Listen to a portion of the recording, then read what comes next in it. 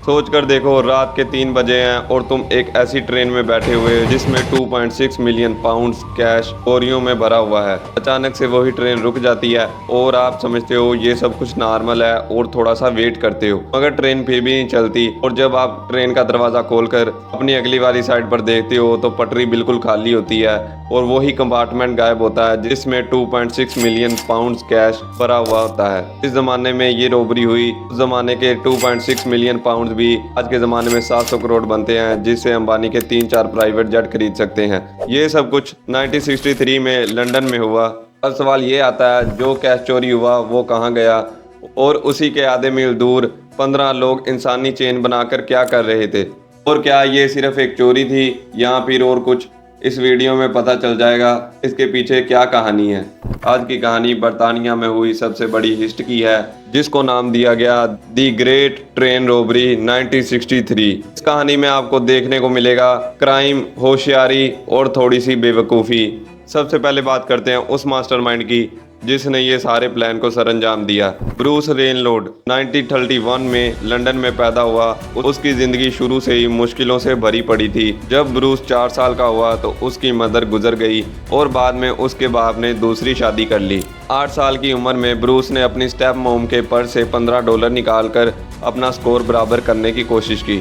14 साल की उम्र में घर से निकाल दिया गया। कोई प्लान नहीं, कोई स्पोर्ट नहीं। बाद में उसने आर्मी ज्वाइन करने की कोशिश की, मगर उसकी आई साइट की वजह से वो फेल हो गया।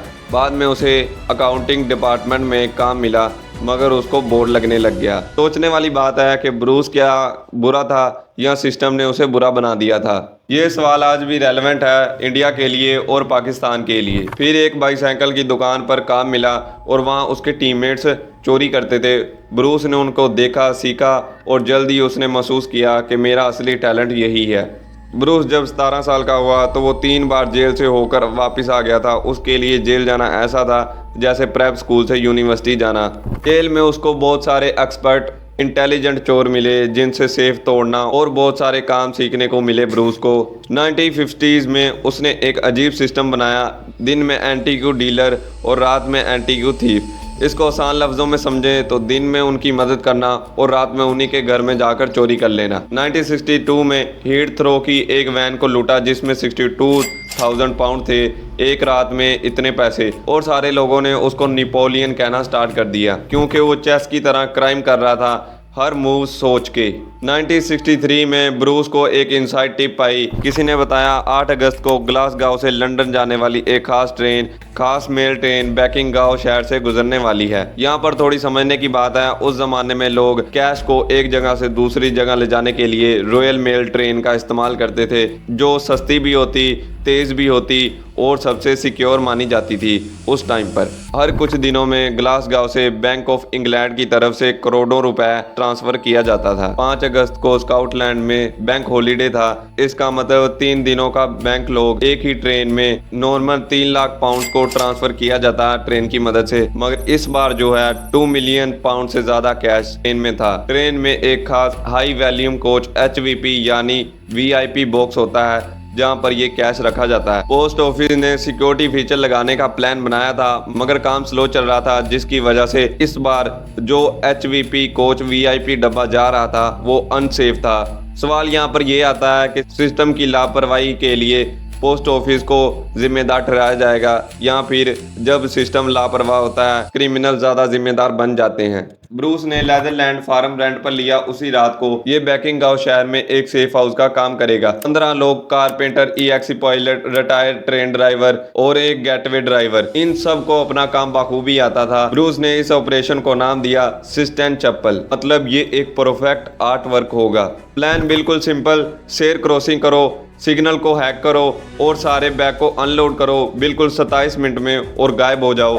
8 अगस्त 1963 को रात को लेदरलैंड से एक आर्मी ट्रक 2 रेंज रोवर पुराने जमाने की निकली और जाकर ब्रिज पर खड़ी हो गई। रात के 3:03 पर ट्रेन सीर क्रॉसिंग करके आगे बढ़ी। एक रोवर ने ग्रीन सिग्नल पर लेदर ग्लव्स डालकर अपनी बैटरी की मदद से रेड सिग्नल जलाया और ट्रेन रुक गई। फोन लाइन तो पहले से ही कटी हुई थी। जब ट्रेन असिस्टेंट ने हेल्प मांगी तो रोबर ने कहा, अगर किसी को बताया तो तुझे मैं मार दूंगा। प्लान था कि बिल्कुल वायलेंस नहीं करनी, मगर ट्रेन असिस्टेंट ने रेजिस्ट किया, रोबर के साथ पंगा लेने लग गया तो रोबर ने आयरन रोड उसके सर पर मार दी। यही वजह बनी कि बाद में पब्लिक स्टेटमेंट में ये चीज़ मिक्स रही।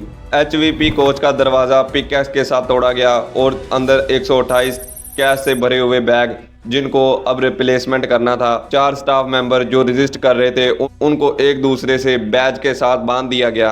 अंदर 128 मेल बैग्स कैश से भरे हुए थे, उनको अब अनलोड करना था, मगर जो ड्राइवर रिप्लेसमेंट के लिए लेकर आए थे वो पुरानी ट्रेन को ड्राइव करना जानता था। वो न्यू ट्रेन वैक्यूम ब्रेक वाली ट्रेन को ड्राइव करना नहीं जानता था। ब्रूस के पास यहाँ पर सिर्फ एक ही ऑप्शन बचता है कि वो जो पुराने वाला ड्राइवर जिसको इन्होंने आयरन रोड से जख्मी कर दिया उसको दोबारा ड्राइव करने के लिए मजबूर करो। वो बेचारे के पास और कोई ऑप्शन ही नहीं था, उसने ट्रेन ड्राइव करना स्टार्ट कर दी। तो दोस्तों, इस पूरी कहानी में इस बंदे को हीरो का एजाज मिलना चाहिए था, मगर इसका तो नाम तक किसी ने नहीं पूछा। ब्रिडगो ब्रिज पर ब्रूस ने रेडियो पर ये कहा, दिस इज इंसानी चेन बनाकर उन्होंने तेजी से सारे बैग्स लोड करना स्टार्ट कर दिए आर्मी ट्रक में। रात के 3:30 पर 120 बैग्स कैश से भरे हुए आर्मी ट्रक में लोड कर दिए गए। बाकी 8 के 8 छोड़ दिए गए क्योंकि वो शेड्यूल से बाहर जा रहे थे। सोचो, 27 मिनट में 2 मिलियन पाउंड से ज्यादा कैश उड़ा दिया गया। और यहाँ पर समझने वाली बात ये है, कोई अलार्म नहीं, कोई CCTV कैमरा नहीं। क्या इसके पीछे सिस्टम का हाथ था या कोई खराबी? ये प्लानिंग थी या लक या फिर ये दोनों? फार्म हाउस यानी सेफ हाउस पर पहुंचते ही इन सब ने आराम की बजाय पैसे गिनना स्टार्ट कर दिए। 26,31,784 पाउंड आज के हिसाब से रोगली लिया जाए तो $70 मिलियन यानी 700 करोड़ रुपए, और हर बंदे को 1.5 लाख पाउंड मिलने वाले थे।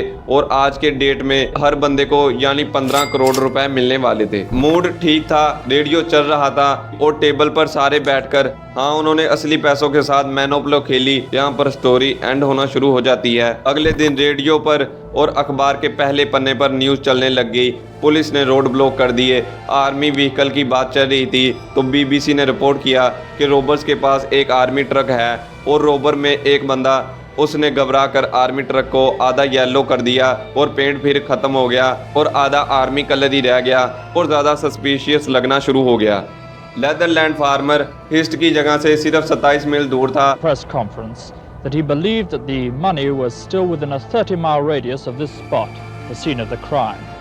उसी सेफ हाउस के पास रहने वाले एक फार्मर ने अनयूजुअल एक्टिविटी नोटिस की और पुलिस को कॉल कर दी। Information about lonely, isolated farms that had just changed hands. And I knew Leatherslade was one such farm, and I went and had a look. Police ने जब वहाँ पर छापा मारा तो मेल बैग हर चीज़ वहाँ पर मिल गई जो वहाँ से चुराई गई थी, मगर पैसे नहीं मिले। और सबसे बड़ा सबूत तो ये 311 फिंगरप्रिंट वो भी केचप की बोतल पर मिले जो उन्होंने मैनोप्ले खोली थी। ये एक छोटी सी लापरवाही उनके लिए आगे जाकर बहुत बड़ा खतरा बनने वाली थी और उन्होंने ये बड़ा काम अंजाम करते हुए मैनोप्लो की बोतल खोलते हुए लापरवाही कर दी। क्या कभी आपके साथ भी ऐसा हुआ कि आप कोई बड़ा काम कर रहे हो तो और आप छोटी छोटी चीज़ों को लापरवाही से फेंक देते हो या नोटिस नहीं करते? डिटेक्टिव टॉमी बाटलर और उनकी फ्लाई स्काउट ने ये फिंगरप्रिंट को मैच किया और कुछ ही हफ्तों में अरेस्ट शुरू हो गई।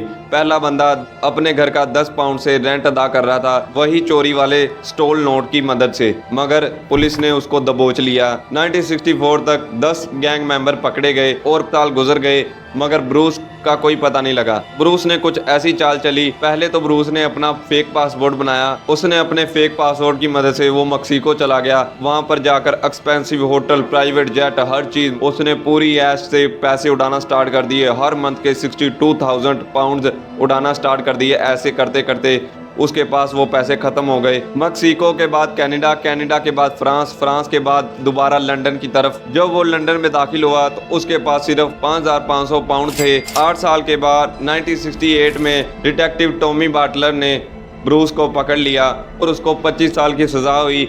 जब सारे रेस्ट हो रहे तो रोनी बैगस कहाँ गया? वो एक छोटा मेंबर था, सिर्फ ट्रेन के ड्राइवर ढूंढने के लिए उसको रखा था।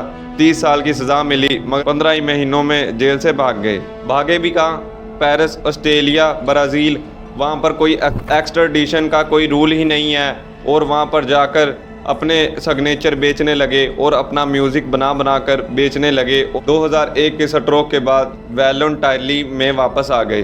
2009 और 2013 के दरमियान ब्रूस और बेगस दोनों की डेथ हो गई। 3,43,000 पाउंड ही वापस मिल पाए, बाकी पैसे आज तक नहीं मिले। ब्रूस की ये कहानी सिर्फ क्राइम की कहानी नहीं है, हमें और कुछ भी दिखाती है। ब्रूस ने अपना परफेक्ट क्राइम ढूंढने के लिए अपनी पूरी जिंदगी लगा दी और उसके बाद जब उसको अपना परफेक्ट क्राइम मिला तो तभी एक केचप की बोतल ने सब कुछ दरहम बरहम कर दिया। वो ड्राइवर जिसने जख्मी हालत में खून से लथपथ होते हुए भी ट्रेन को चलाया, ड्राइव करके लेकर गया अपने स्टॉप पर, उसको हिस्ट्री ने याद ही नहीं रखा। मगर वो क्रिमिनल जो अपने सिग्नेचर बेच रहे हैं, क्या ये गलत है या क्राइम को हम सीक्रेटली क्राइम को बढ़ावा दे रहे हैं? एक आखिरी चीज़, 2.6 मिलियन पाउंड आज तक मिस्ट्री हैं। उनमें से सिर्फ 3,43,000 ही पाउंड वापस मिल सके। उनको 60 साल से ज़्यादा हो चुका है, वो किसी दीवार के पीछे रखे हुए हैं। क्या उनको आज भी कोई ढूंढ रहा है या फिर नहीं? ये थी बरतानिया की सबसे बड़ी रॉबरी, वो भी ट्रेन 1963। अगर आपको ये वीडियो थोड़ी सी भी इंफॉर्मेटिव लगी हो तो सब्सक्राइब ज़रूर करना। मैं ज़रूर बताना ब्रूस एक लकी मैन था या क्रिमिनल। मैं आपके कमेंट का वेट कर रहा हूँ।